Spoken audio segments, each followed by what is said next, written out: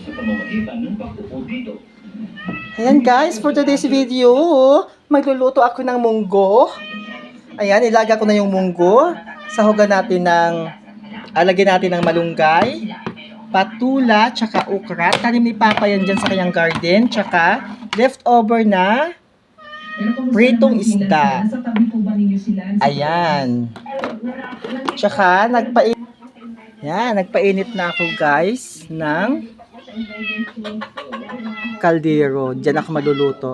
Ayan. Kahoy yung gamit namin guys kasi walang laman yung aming tangke. Ayan. Kahoy muna yung gamit namin. Ayan. Painitin natin yung ating mantika. Ayan. Lagayan natin ang ating sibuyas tsaka bawang guys. Sinabay ko na siya.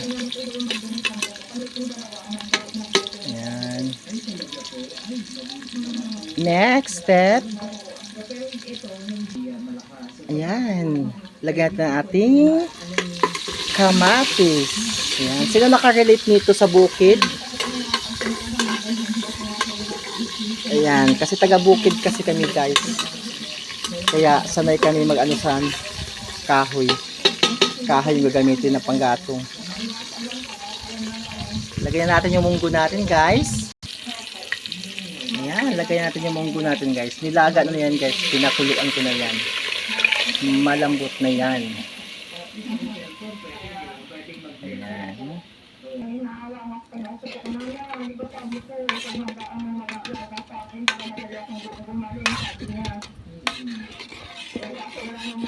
Hintayin natin na makulo. Pag magkulo na siya, lagyan natin ng tubig sabaw.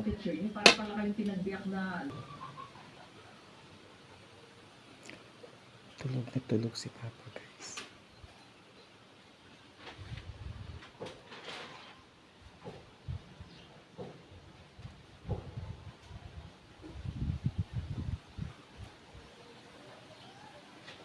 Ayan guys, tulog na tulog si Papa.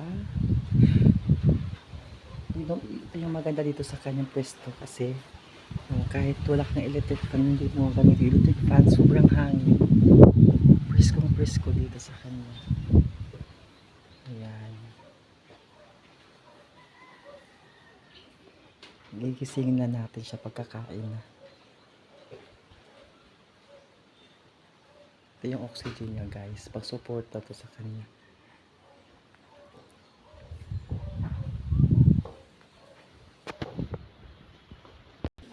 Ayan guys, lagyan na natin ng tubig sabaw kasi yan, medyo din na natin sabaw kasi yung kapitbahay ni Papa, bigyan natin ng ulam din. Kasi pag si Papa walang ulam, binibigyan din nila. Ayan.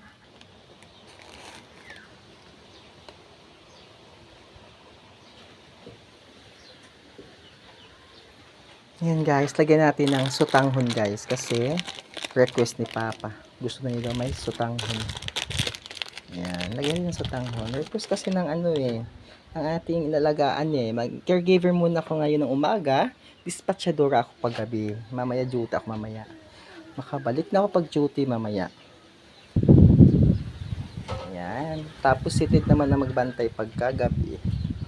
Pag-arahin ni Tid hali sa iyan tricycle. Pag-arahin niya, siya naman magbantay kang Papa. Kaya ako ma-duty ako niya sa gabi.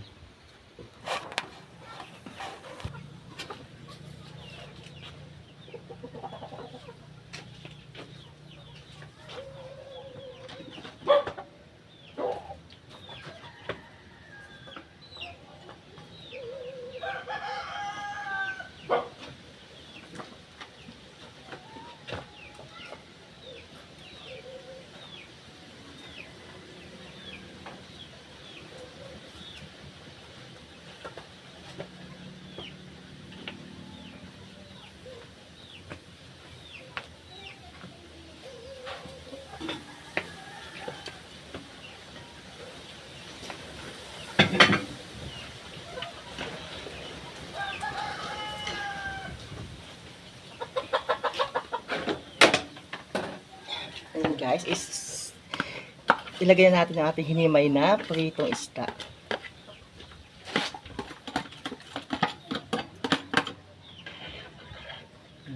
konti lang siya, pero at least yung sabaw niya guys, malasa kasi may pritong isda.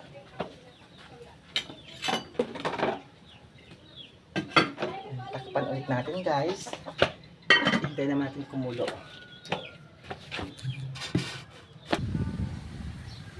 Mata na sa iladrito, kay gigutom na.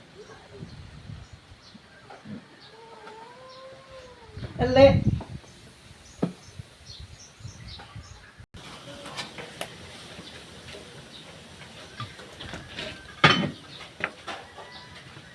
Ayan guys, kumukulo na siya. Lagyan natin yung ating patula tsaka okra.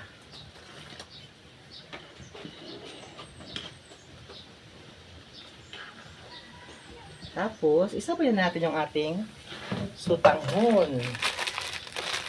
Ayan, sabay natin yung sutanghon guys.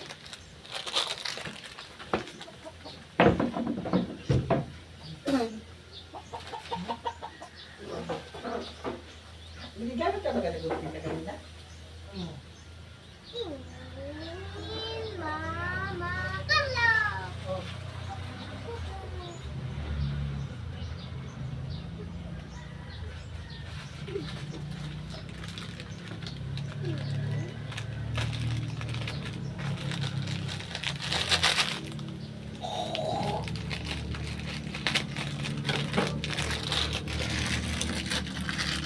Sabayan natin sa tanghon guys kasi medyo kasabay siya pagkaluto sa patula.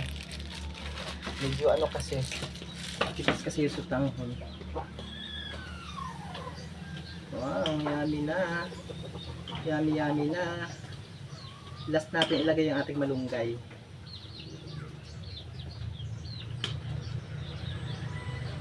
Okay, takpan natin ulit.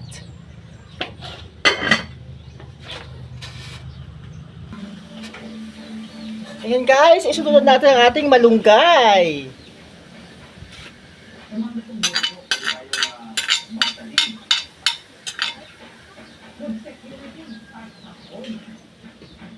Ayan. Lagyan natin ng asin tsaka seasoning.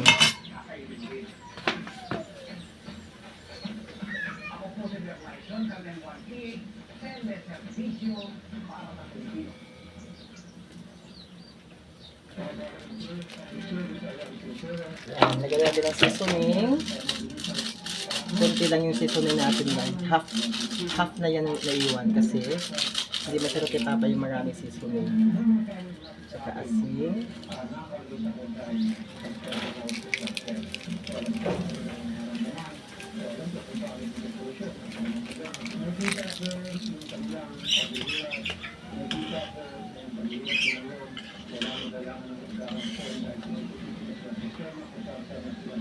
Ayan.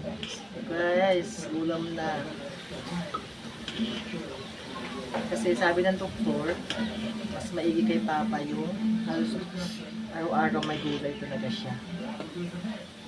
Gulay tsaka sabaw.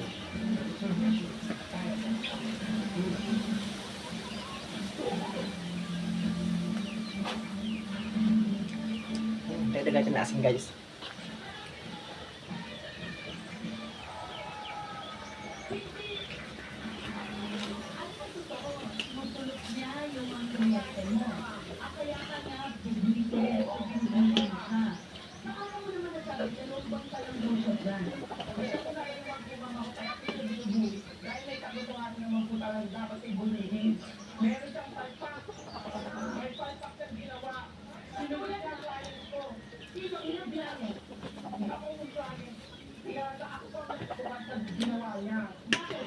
Ayan guys, takpan natin ulit kasi pagbalik ko, ayan, kakain na.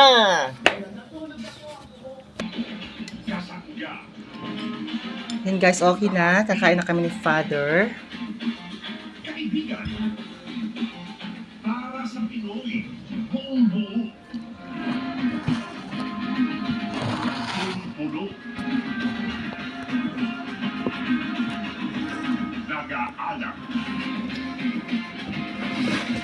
Nag-iiyak.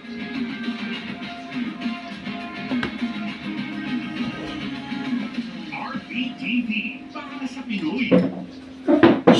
habang naghihirap ang isang bansa.